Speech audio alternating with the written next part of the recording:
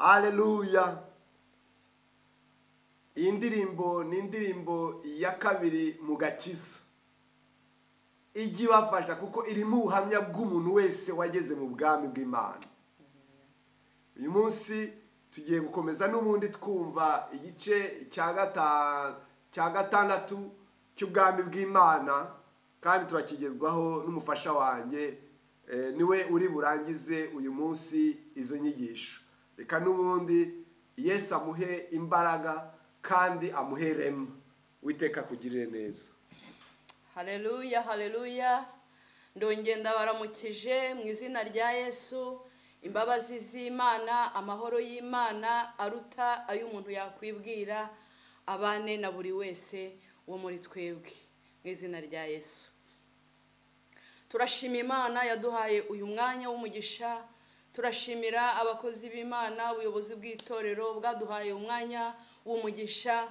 Ntabwo ari ikintu cyoroshye cyangwa gisanzwe kuvuga mu mwanya w'Imana, ntabwo nabona uko mbivuga, ariko turashima Imana yo mu ijuru.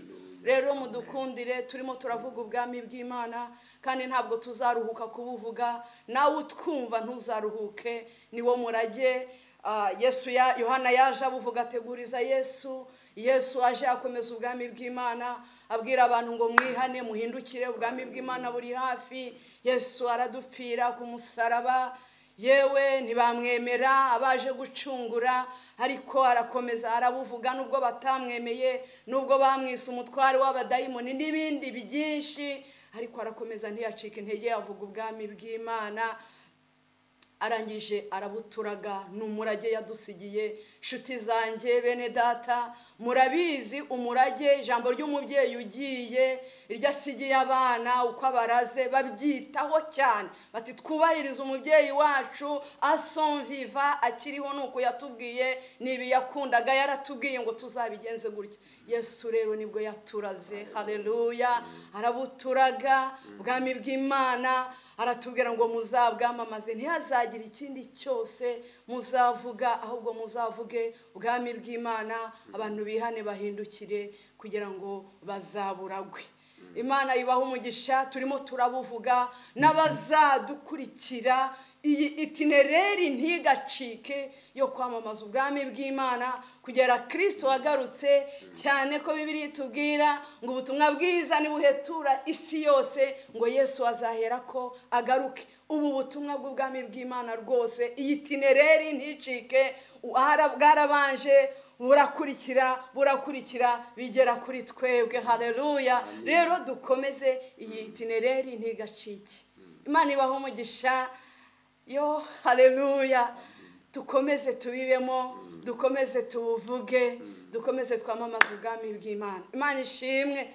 Rero uyu ni umunsi wo gusoza. Twatangiye kuwa mbere, dutangirira nyene ku ijambo sije amagambo ngo dushaka ubwami bw'Imana no gukiranuka kwayo, ibindi ni inyongezo, ibindi Imana data izi ko tubikeneye. Twasomye nyine umurongo twahereyo ni Matayo ibice 6, twahereye kuri 31, ariko umutwe w'amagambo nyine ni umurongo wa 33 ko dukwiye gushaka ubwami bw'Imana no gukiranuka mbere y'ibindi byose. Hanyuma twasomye no muri Matayo ariko 11 umurongo wa 29, aho Yesu yavuze ngo munyigireho. Impamvu tubuvuga si ibyo twahanze, ahubwo nibyo twigiye kuri we. Aravuga ngo munyigireho kuko ndi umugwaneza. Imana ibaho umugisha. Rero umunsi wa mbere twavuze impamvu niki gituma dukwiye kwamamaza ubwami bw'Imana. Ni nyinshi nibyo navugaga, ariko icy'ingenzi nuko bwaje. Yesu arabuzana, arabuturaga, aravuga ngo abari bwo tujya dusaba, abari bwo dushaka. Twavuze impamvu zinyuranye zituma dukomeza kuvuga ubu bwami, dukomeza kubushaka. Imana ishimwe.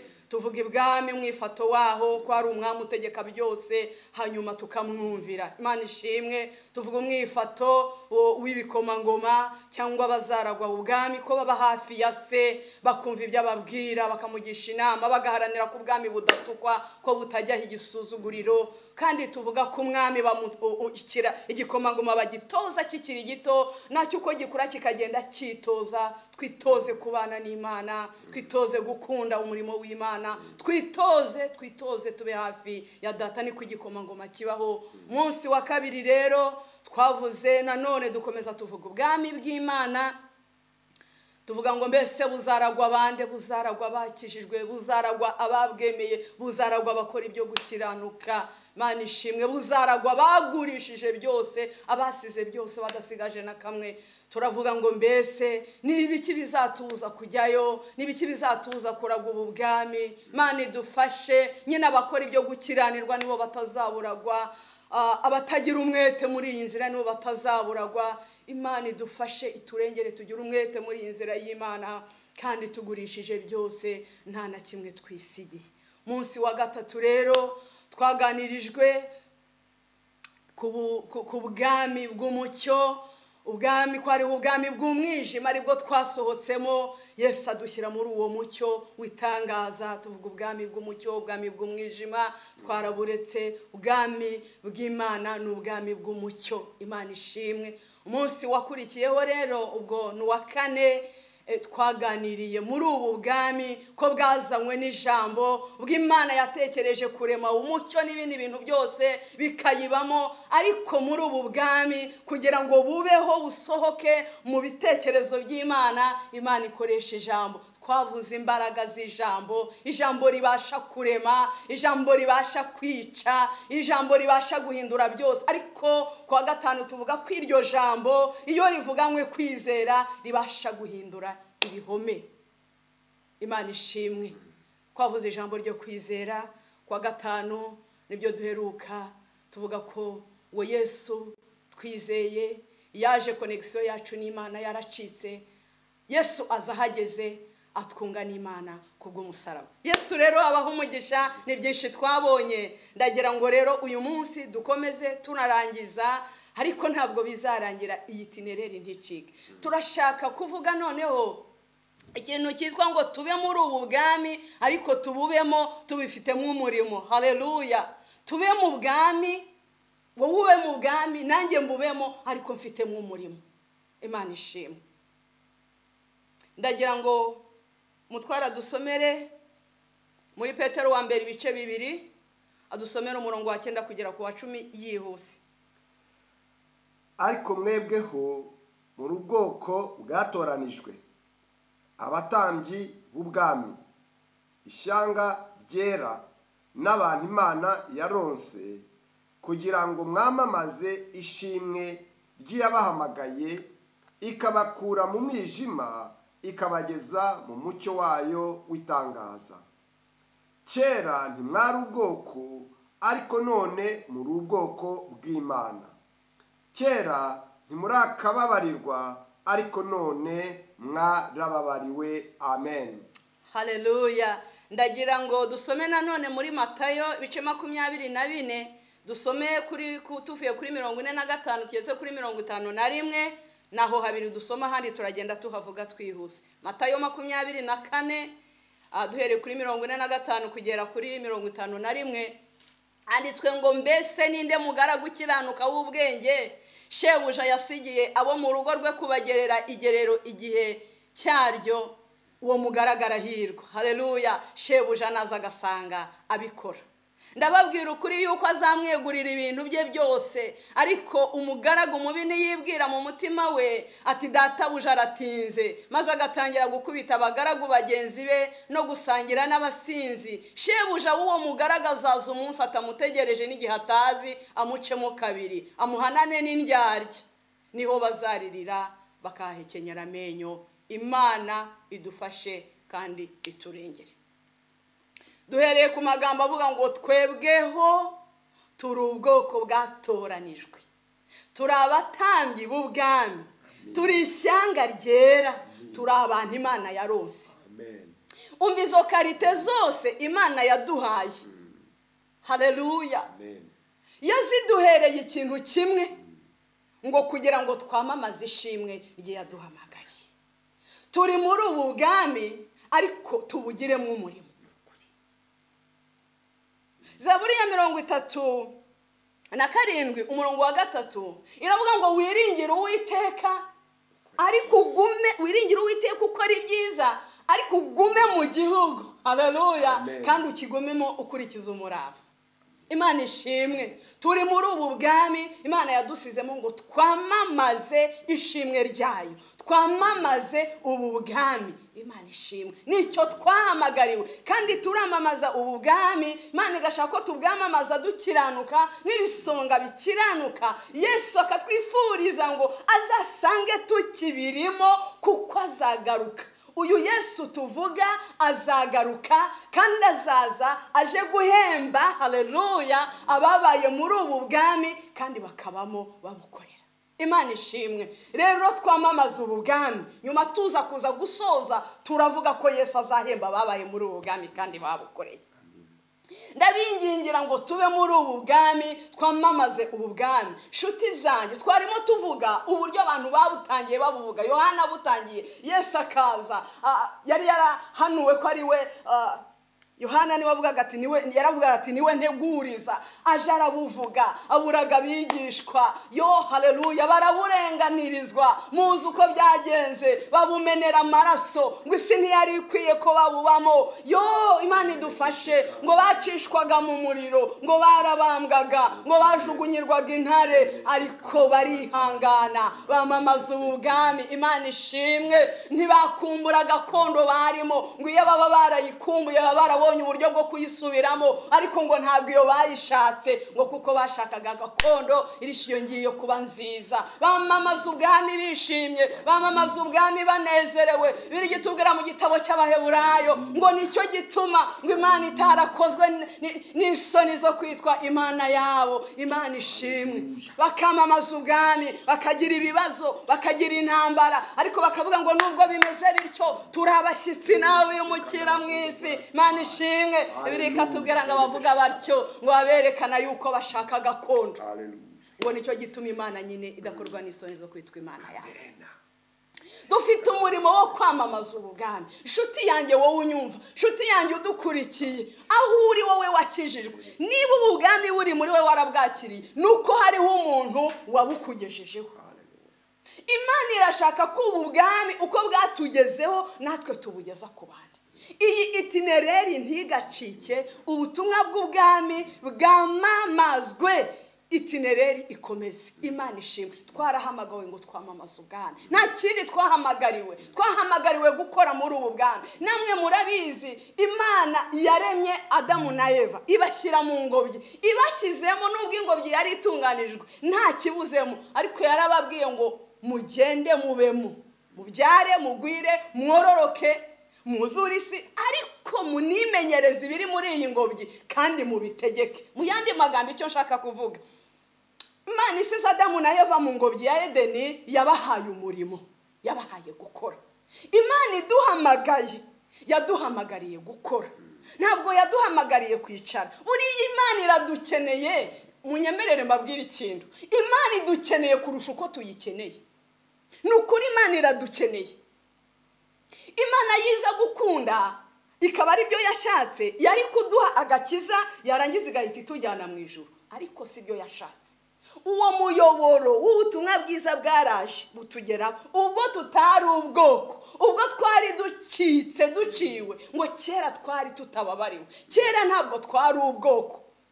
Icyaduhuzaga n'Imana cyari gicitse, twarabivuze, ariko ngo kubw'urukundo Imana idukunda yohereza Yesu ngo araza twunga n'Imana. Rwa rusinga ya komunikasiyo yari yaracitse, Yesu araza twunga n'Imana akoresheje umusaraba. Haleluya. Atwunga n'Imana, hanyuma kugira ngo tubibemo neza tukabikora dufite kwizera. Yesu atwunga n'Imana. Abatari ubwoko atwunga n'Imana, abatari ishyanga aduhindura ishyanga ryera, aduhindura abatambyi bera b'ubwami. Imana yajyaga ibwira Abisiraheli ngo mu rubwoko bwanjye muzambera amarongo. Hanyuma icyo yashakaga, yagiraga ngo bazabe ubwoko bwayo bwite yihariye. Imana yadukijije ibyaha, iduha Yesu ngo twunge, nayo komunikasiyo yaracitse, kugira ngo tuyibere ubwoko, tuyibere amarongo, tube hafi yayo, ijye yishimira kutubona, tube abantu bari miza pari, bashyizwe ukwabo, batandukanye n'abandi, batekereza ukwabo, atari uko tubiyopojeho, ariko kuko dufite Kristo muri twebwe, tujya tugira gutekereza nyine nk'ukwa Kristo. Imana ishimwe, haleluya. Ariko ikindi yabikoreye ibyo byose ni ukugira ngo twamamaze ishimwe ry'iyaduhamagaye. Nuko rero ubu duhari, turiho, turi ishyanga rye, byatewe nuko hari umuntu waje akakubwiriza ubutumwa. None iyo itinereri nticike, tube muri ubu bwami, tugiremo umurimo. Imana yaraguhamagaye, iguha ibyo ufite byose, uhereye ku gakiza n'amahoro yo mu mutima n'ibyo byose, kugira ngo wamamaze ishimwe, kugira ngo wagure ubwami bwayo mu isi, kugira ngo ubwire abantu ko Yesu akiza, kugira ngo ubwire abantu ko wihannye ababarirwa ibyaha, ariko kandi ko n'utihannye azacirwaho iteka. Ibyo nibyo abantu batinya muri iyi minsi, ntabwo bakibivuga, ngo abantu bahita basohoka mu itorero ngo bakagenda. Yewe aho kugira ngo tuzuzuze ibitabo icyo mu ijuru tutakirimo, mureke tubwire abantu ko wakiranutse azaraga ubwami, ko wabukoreye azaburagwa, ariko ko utabukoreye nawe azacirwaho iteka.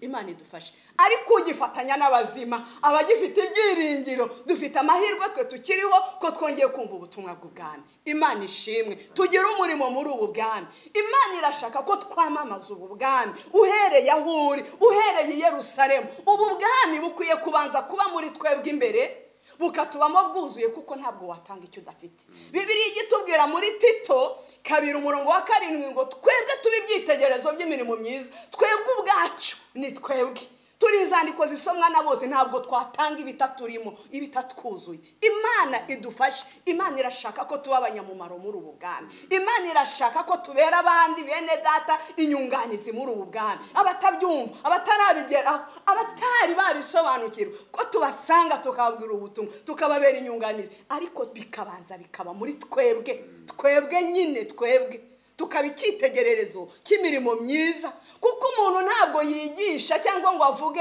ibyazi. Nizi interuro imwe, bambwiye interuro imwe yavuzwe n'umuhanga kera ndi umunyeshuri, ivuga ngo ntabwo umuntu yigisha ibyazi cyangwa ibyo atekereza ko yamenye, ngo ahubwo umuntu yigisha, nigute mbivuga, ahubwo umuntu yigisha uwo ari we. Nigute mbabwira, on n'enseigne pas ce que l'on sait ou bien ce que l'on croit savoir, mais on enseigne ce que l'on est. Jewe ubuhamya n'ubuhamya, jewe nkwiye kwera imbuto. Ubwo butumwa namwe murabizi ko icyo umuntu ari gitandukanye cyane n'ibyo wavuga. Ibyo umuntu akora nikora ndebe, ivuga irutavuga numvi. Imana idufashe. Biradukwiriye yuko ubu butumwa bubanza bukatubamo bugwiriye, bikatwuzura, bikaba ibyacu, tukaba icyitegererezo cy'imirimo myiza, maze tukamamaza Kristo wapfuye akazuka, tukamamaza Kristo ubabarira ibyaha, tukamamaza Kristo, haleluya, waduhamagaye, waducunguye, wagiye mu ijuru kandi uzagaruka guhemba no guhana. Imana idufashe. Ndashaka kubabwira akantu. Kuva mu kwezi kwa kabiri, reka tuvuge mu mpera zako, kwa gatatu twagize iki cyorezo kigoye. Imirimo irahagarara, tuba muri guma mu rugo, kugerana n'uyu munsi itorero ntabwo ryari ryaterana kubera icyo cyorezo. Reka mbabwire, uramutse ufite umuti wacyo, noneho ukicecekera ukavuga uti jewe mfite umuti wo kuvura coronavirus, ninjye ngufite ariko sinshaka kuha abantu. Tekereza ikosa waba warakoze, n'umunsi bazakuvumbura ndatekereza ko bazaguhana. Uramutse ufite umuti ukikingirana, ntuwutange kandi ubona ubuzima bwahagaze, atari mu Rwanda gusa ahubwo ari impande enye z'isi, ukaba ufite antidote yo kuvura covid, ukaba wibereye mu nguni yawe. Imana idufashe. Narinje kubabwira ngo dufite antidote yo gutuma abantu bakizwa ibyaha. Dufite antidote yitwa Kristo twakiriye, yitwa Kristo twizeye. Tumubwire abantu, tubabwire yuko akiza. Turaba tubahaye antidote. Dusohoke tubivuge, twamamaze ibyo hose mu moko yose atarama. Nubwo utazi kubwiriza, uhamye mu bandi ibyo yagukoreye, ubabwire ko agira neza. Imana idufashe. Rero kugira ngo tuzashobore ibyo bintu, kugira ngo tube icyitegererezo cy'imirimo myiza, ntabwo watanga icyo udafite, niko nahoze mvuga. Kubwiriza ibintu bitakurimo, udakunda, ni ikibazo biba nka karuveri, ariko iyo ubikunda, iyo bikurimo ubikora neza.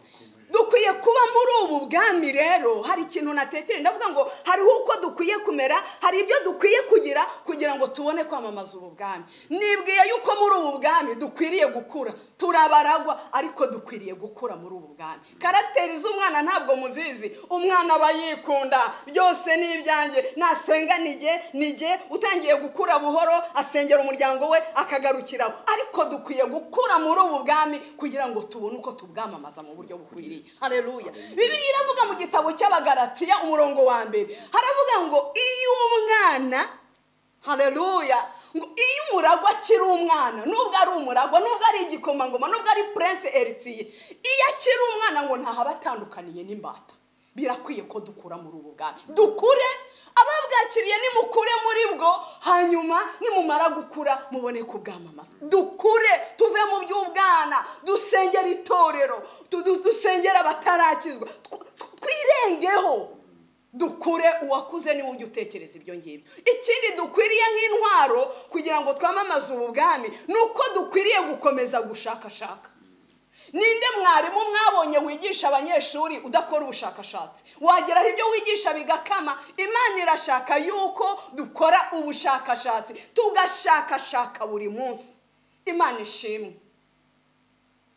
Nta mwarimu udakora ubushakashatsi, ibyo yigisha byamukamana. Dushakashaka, twegere nyiri ubu bwami, tumubwire ngo tugirire neza, dufashe, tuvuge iki uyu munsi, tuvuge iki, dukora iki. Dukora ubushakashatsi kandi ubwacu tubukora twegereye nyiri ubwami, niwe udufasha, niwe utubwira icyo dukwiriye gukora. Dushakashake, ntabwo tuzakurubaza Lebron, ntabwo twabirangije, ntabwo turageraho Satani atarasemya. Dukomeze dushakashake. Amen. Uba Bibiliya ikintu yambwiye muri Petero wa 2 igice cya 1, usomye uhereye kuri 5, haravuga ngo ibi ngibi aba ari byo bituma mugira umwete wose.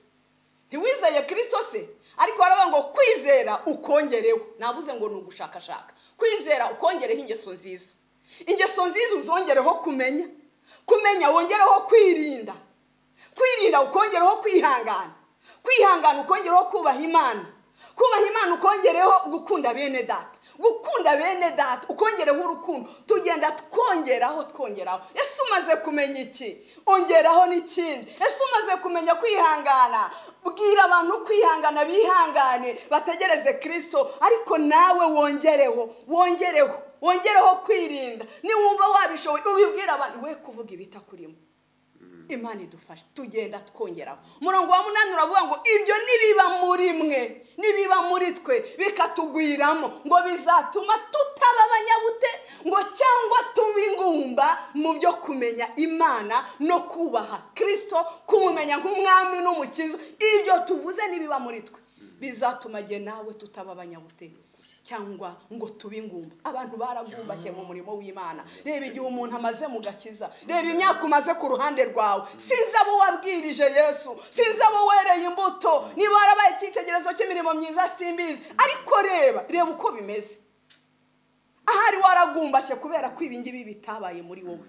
Imana idufashe. Imana irashaka ko biba muri twe, kwizera tukakongeraho, kubaha kwaza, ingeso nziza twongeraho, tugakomeza gushakashaka. Reba ubushakashatsi ukora kugira ngo imibereho yawe irusheho kwiyameliora mu rugo, mu muryango wawe. Uwize secondaire ashaka kongeraho lisanse, uwize lisanse agashaka kongeraho master, wapi master ukumva ntira, ukongeraho ugakomeza ushakashaka. Ariko mu by'Imana wagumye kuri rwa rwego rwa kera. Ariko ngo ibi niba muri twe bizatuma tutagumbaha mu by'Imana, bizatuma tutaba abanyabute mu byo kumenya Imana, mu by'uyu murimo, mu byo kwamamaza Kristo. Imana idufashe, itubashishe kugira ngo dukure, tugende twongeraho, ntitwumve yuko bihagije. Indi ntwaro ya 3 nari mvuze gukura muri ubu bwami, kuko utarakurukira umwana nubwo uri umuragwa nta butandukaniye n'imbata. Hanyuma ukomeze gushakashaka, ugende wongeraho. Yesu abigushoboze, nanjye abishoboze. Hanyuma ndashaka kubabwira icya 3 kizagufasha muri ubu bwami kugira ngo ube bien armé maze wamamaze Kristo. ni ijambo rivuga ngo dukomeze guhamagarwa kwacu. Ntabwo ariko kubikomeza dukomeza guhamagarwa kontinuere, no, ni ukuba aferimi mu guhamagarwa twahamagawe. Gukomeza guhamagarwa kwacu no gutoranywa kwacu. Imana irashaka ko ubikomeza. Abahamagawe ntabwo ari benshi, ariko wowe wagize umugisha wo guhamagarwa, wagize umugisha wo gutoranywa, ubikomeze. Haleluya. Bibiliya ivuga muri Petero wa 2, ni muri cya gice twasomye haruguru n'ubundi, ariko none uhereye ku murongo wa 10 haravuga ngo nicyo gituma bene data mukwiriye kurushaho kugira umwete wo gukomeza guhamagarwa no gutoranywa kwanyu, kuko nimukora ibyo ntabwo muzasitara na hato. Dukomeze guhamagarwa twahamagawe, twe kubitesha agaciro, tugundire, tubigumane. Haleluya. Uko twahamagawe tubigumane, waba uri hanze, waba uri mu gihugu, aho uri hose Yesu ntahinduka, ubigumane. Turwanira ibyo kwizera. Haleluya. Abera bahawe rimwe ariko ngo bikazageza iteka ryose, tubirwanire. Twabonye ko abatubanjirije babirwaniriye bakanabimenera n'amaraso. Imana idufashe dukomeze gutoranywa kwacu.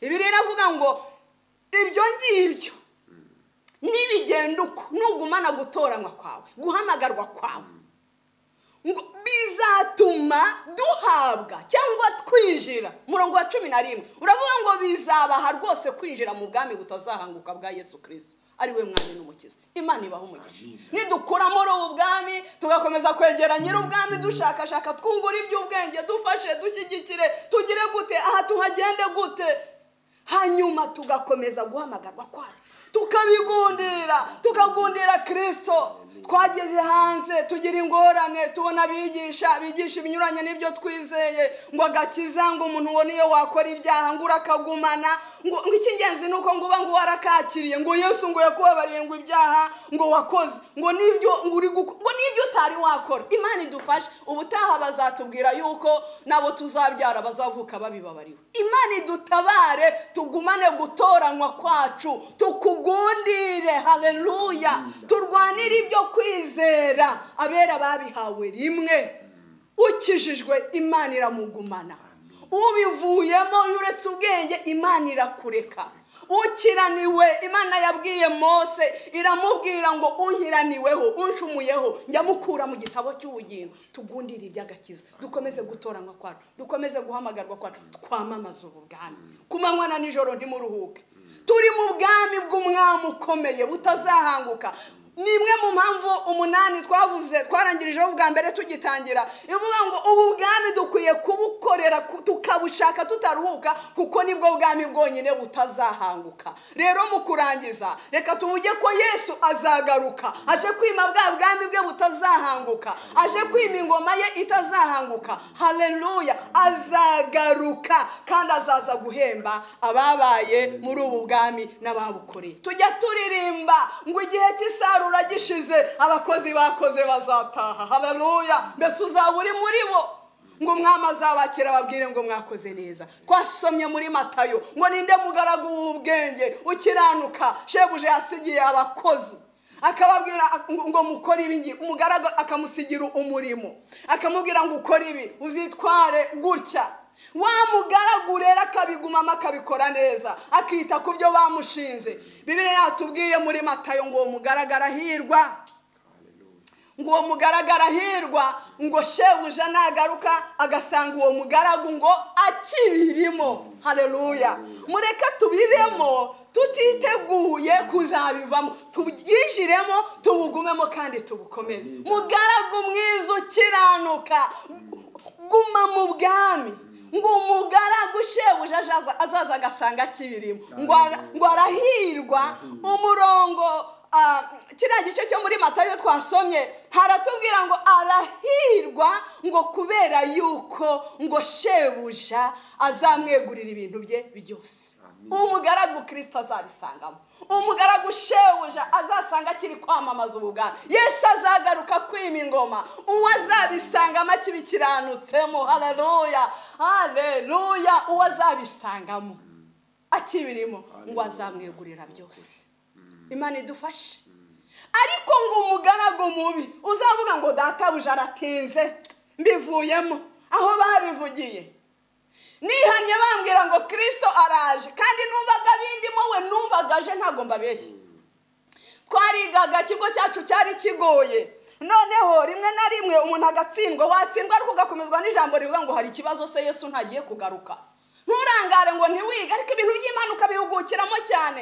None hashize imyaka irenga 30, ariko turacyabirimo. Haleluya, turacyabirimo, ariko tuzabigumamo. Impamvu y'ibyo umuntu yabona ko bitinze nuko umunsi umwe wacu ni imyaka 1000 ku Mana. Imyaka 1000 kuri yo ni nk'umunsi umwe kuri twe. Ukwibara nuko tubara biratandukanye, ariko harahirwa umugaragu shebuja azaza agasanga akibirimo, ngo azakenyera amuhereze. Ariko wazasanga yarabivuyemo, yarabirambiwe, nkabo ngo aratinze, ngo agatangira gukubita abo yashizwe, agatangira kureka ibyo yasigiwe gukora, agatangira ngo kwifatanya n'abanyabyaha, kwishushanya n'abiki gihe. Bibiliya yaratubwiye mu rwandiko rwa 2 rwa Timoteyo ibice biruhere kuri 2 kugera kuri 5, haravuga ngo nta wawe umusirikare wa Kristo ngo yishyire no mu by'ubugingo ngo abakinejeje uwamwandikiye ubusirikare. Imana idufashe ngo kandi iyo umuntu asiganywe mu bukino ntabwo ajya ahabwa ikamba. Imana idufashe idutabare ngo nasanga yarifatikanije n'abasinzi akabivamo, akifatikanya n'ibyo muri ubu bugingo n'ibyo muri kino gihe, ngo azamucamo kabiri. Imana idufashe, Imana iturengere.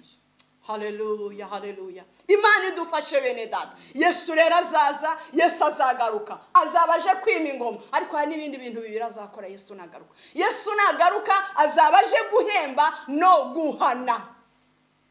Azabaje guhemba no guhana. Ariko mfite inkuru nziza nshaka kukubwira, nuko mu Baroma 8 umurongo wa 1 harambwiye ngo abari muri Kristo Yesu, haleluya, ngo abo ngabo we ntateka bazacirwaho. Abari muri ubu bwami bo ngo ntateka bazacirwaho, ariko Yesu azaza aje guhemba abakoze, ababaye muri ubu bwami, abakiranutse, abirinze bakabukorera bakabukoramo kandi akabibasangamo. Icya kabiri azabaje guhana. Imana dutabare. Bibiliya igimbwira ngo azarobanura nk'uko umungera arobanura intama mu ihene.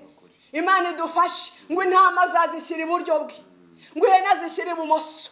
Imana iturengere. Ariko ngo azabwira abiburyo ngo ababwire ngo nimuze bwoko bwanjye, nimuze nshuti zanjye, ngo haleluya mwarakiranutse mu bike, nimuze mbegurira ubwami, haleluya, butazahanguka, nimwijirane na data, nimwijirane na shobuja mu bwami. Imana idutabare. Azasanga ukibirimo, uzaba mu bazinjira. Imana iturengere. Bibiliya igimbwira ngo hariho ijwi rizavugira mu kirere, haleluya, ngo umwami Imana azamanuka ava mu ijuru. Niko mu Batesalonike ba mbere 4 handitse kuva kuri 16 kugera kuri 18, ngo umwami Imana azamanuka avuye mu ijuru, ngo arangurure ijwi rirenga, ngo hamwe n'ijwi rya marayika ukomeye n'impanda y'Imana, ngo abapfiriye muri Kristo nibo bazabanza kuzuka, ngo maze natwe abazaba bakiriho basigaye duhere ko tujyananwe nabo tuzamuwe mu bicu gusanganira umwami mu kirere. Murongo wa 18 ukavuga ngo nuko tuzabana n'umwami iteka mumaranishanye imibabaro. Haleluya, mumaranishanye imibabaro, kubwira nayo magambo ko tuzabana n'umwami iteka. Ahantu nigaga kera habaga icyuma cya sone, iyo cyasonaga cyararangururaga cyane, maze gukizwa iyo cyarangururaga nahitaga ntekereza Kristo aje kuzamura itorero, impanda ivuze, mwumva ukuntu kiranguruye cyane.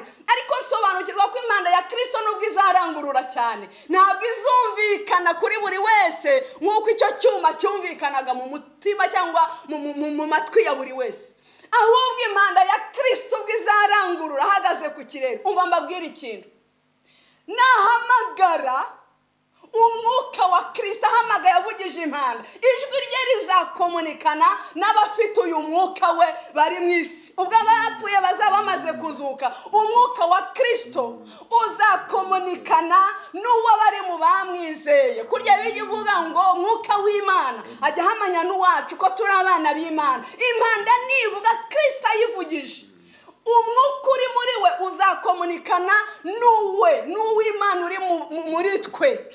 kandi uwo mwuka uba mu bakijijwe, mu bakiriye ubu bwami. Impanda nivuga izakomunikana n'uri muri twe, maze duhite tuzamuka. Iyo mpanda izumvikana gutyo muri twe, ibaye konduwe cyangwa konegisiyo igizwe n'uwo umwuka wa Kristo, uzakomunikana n'uri muri twebwe. Abafite umwuka w'Imana nibo bazumva impanda, maze bahite ko bazamurwa bakurikiye abazutse. Imana idufashe nshuti yanjye, ndakwinginze ngo unyemerere winjire muri ubu bwami, hanyuma nawe uzabane na Kristo. Hanyuma ubwo impanda izabivuze nawe, kuko iyo wakiriye Kristo butatu bw'Imana buza muri wowe, Imana Data, Yesu n'Umwuka Wera bakinjira muri wowe, nawe ubwo impanda izavuga bikomunikane n'umwuka uzaba uri muri wowe, maze uzamurwe. Ndagira ngo mbabwire soza, hariho randevu mu ijuru bategereje abana b'Imana, mu ijuru bategereje abera, hariho randevu ntuzayihombe. Bibiliya igitubwira mu Baroma 8:19 ngo ibyaremwe byose bitegerezanya amatsiko guhishurwa kw'abana b'Imana, bifite amatsiko ibyaremwe byose. Umva nkubwire yewe, hari randevu mu ijuru baradutegereje. Bene data nshuti zanjye, umva mbabwira akantu. Mu Baheburayo ibice 11 uhereye kuri 39 ukagera kuri 40. Icyo gice cyose kitubwira intwari zo kwizera. Barya barenganijwe nuko barenganijwe kose ariko bakihangana. Bibiliya iratubwira uhereye ku murongo wa 39 ukagera kuri 40, nubwo abo bose Imana yamaze kubahamya, nubwo bahamijwe, bamaze guhamywa kwemerwa kubwo kwizera kwabo, ariko umva ntabwo bahabwa ibyasezeranijwe. Kubera iki? Bibiliya iravuga ngo kuko Imana yatugambiriyeho ikirutaho kuba cyiza, ngo kugira ngo badatunganywa tutari kumwe nabo. Imana Data iradutegereje, mu ijuru baradutegereje, abera baradutegereje, ibizima bine biradutegereje, kugira ngo Imana izatanga ibyasezeranijwe, Imana izagororera abakoze, Imana izahemba abakoze, ariko ntabwo bashobora kugororerwa tutari twahagera. Ni Imana yatugambiriyeho. Umva agaciro ufite ukarusha abamarayika, wowe umugeni wa Kristo. Imana irakurutisha abo bose, na za ntwari zatubanjirije Imana irazikurutisha, kuko ni wowe itegereje. Ntabwo bagororerwa tutaraza umugeni wa Kristo. Ndaguhendahendera kuba maso, wihane, winjire muri ubu bwami. Ubu bwami twabonye yuko Imana yatekereje kurema, itekereza kurema umucyo n'ibindi byose, ariko bwabayeho Imana ikoresheje ijambo. Ubwo yavugaga ngo nihabeho, ijambo ari ryo Kristo.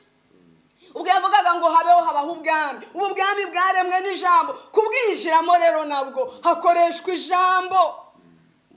Atuza akanwa kawe ko Kristo ari umwami, atuza akanwa kawe ko wemeye intege nke zawe, atuza akanwa kawe ubwire Yesu ko uwimenyeho gukiranirwa, ko wimenyeho ko ari we ko ari we wenyine wagupfiriye, ko ari we waguhamagara. Atuza akanwa kawe maze wakire Kristo muri ubu bwami ukiri mu isi.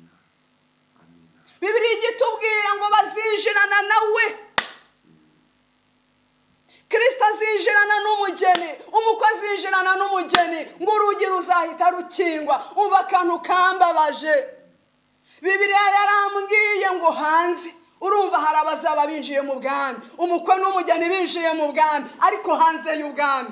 Bibiliya igivuga mu Byahishuwe 22 umurongo wa 15, akavuga ngo hanze y'ubwami hazaba imbwa n'abarozi, n'abasambanyi, n'abicanyi, n'abasenga ibishushanyo, nibo bazaba hanze.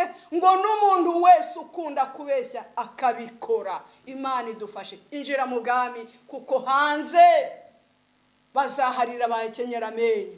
Umugaragu utarakoze ibyo shebuja yashakaga azajugunywa hanze, aho bazara bakayikenyera amenyo. Ariko umugaragu wabigumyemo, umugaragu wakiriye ubu bwami akabigumamo, agakomeza gukorera Imana, akamamaza ubu bwami yihanganye, ari muri Kristo adacogoye, uwo ngo wazinjira mu bwami bwa Kristo agororerwe. Ndakwinginze, umuryango uracyakinguye. Ngwino, Yesu aragushaka. Ngwino, Yesu aragutegereje. Ngwino winjire muri ubu bwami, nawe ukomeze ya itinereri yo kwamamaza ubwami bw'Imana. ndagira ngo dusenge Imana.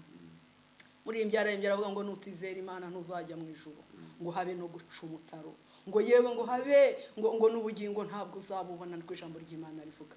Ariko iyo ndirimbo ikatubwira ngo mu kwizera gusa niho wakirizwa, ngo uye musange Yesu.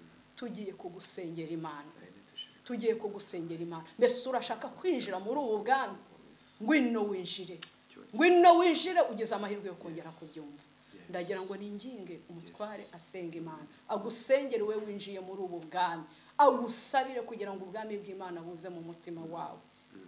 Kandi nawe wabwakiriye, Yesu agufashe kubigumamo, Yesu agufashe gukura, Yesu agufashe gukomeza gushakashaka, Yesu agufashe gukomeza guhamagarwa kwawe, gutoranywa kwawe, kuhamagawe kwawe, kugira ngo Yesu naza azasange uki birimo. Yesu aguhe umugisha.